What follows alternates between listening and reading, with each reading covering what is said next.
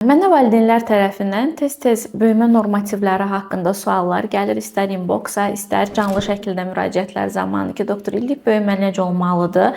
Təbii ki, hər cinsin və hər yaşın özünə məxsus illik böyümə normativləri var. Xüsusilə də bu yaşa görə götürülən normativlərdir. Onlar haqqında qısaca məlumat vermək istərdim ki, uşağın ən sürətli böyümə dövrü ilk 1 yaşı və yeniyetmə periodu olur. İlk 1 yaşında ortalama bir uşaq 25 sm-ə qədər boy artırmalıdır. Növbəti yaşda onun yarısı qədər, yəni 2 yaşda təxminən 12,5-13 sm illik böyüməsi olmalıdır. Artıq 3 yaşdan sonra illik böyümə sürəti azalır və yeniyetmə perioduna qədər təxminən 5 sm-ə qədər, bəzi hallarda 5-7 sm-ə qədər davam edə bilər.